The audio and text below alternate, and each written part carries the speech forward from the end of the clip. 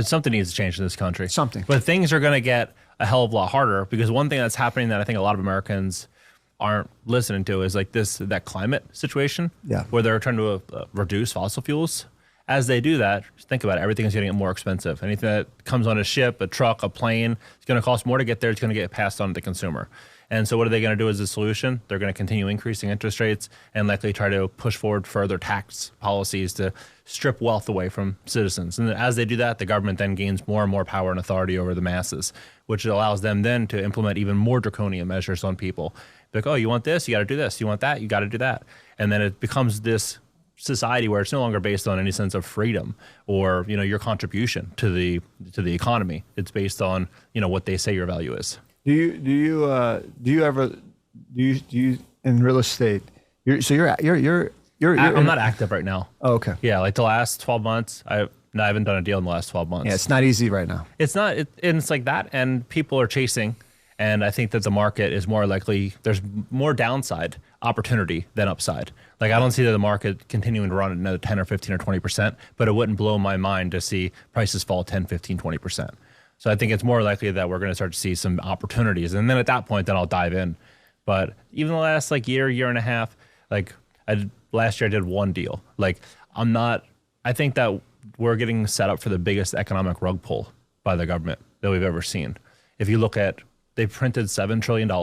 They put interest rates at 0. They halted student loans, utility bills, mortgages. They did all these different things to paint this false illusion of security in the economy and in this country. And now they're increasing interest rates 13 times in the last 15 months, increasing interest rates, and they're slowly making all these bills due again. And as they're doing that, we have record high inflation and 17 trillion in consumer debt. Most of that debt was locked in at very low interest rates. So now, like credit cards, like all those bills are starting to get more and more expensive to service, and so is their food. And now job layoffs are starting to happen. So I'm just looking at it, like, I see a higher probability of opportunity to invest in front. Yeah. In what? Multifamily, single family. Oh. Yeah. Yeah. You're lending, right? You're doing. I was hard. I still do, but not much. But yeah, but I'm still in the game. Yeah, but that's not like massive profits, you know. Yeah. Put 100, make a little, 10, 11 back on it within 12 months. That's not like, I'm just saying this in layman. Yeah. I like real estate debt. I think it is a way to make passive income when you think about it. I mean, you're using your capital rather than labor. Yeah. I think it's pretty easy to find deals that are, once you have a way to source deals, make sure you have plenty of protection in the deals that you're actually financing.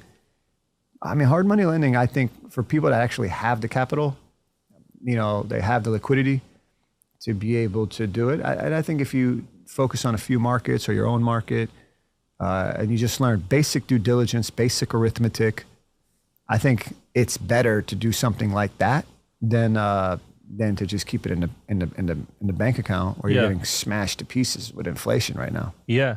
Really. I mean, inflation is just, that's the first point that I can say. It's really horrific.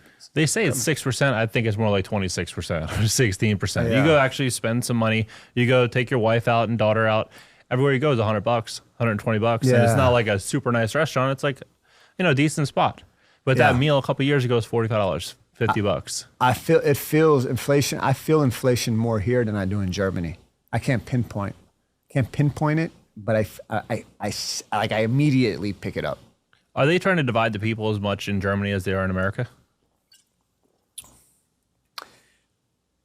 I think that over there, because their middle class is largely more well-fed, I think they're able to have opportunities.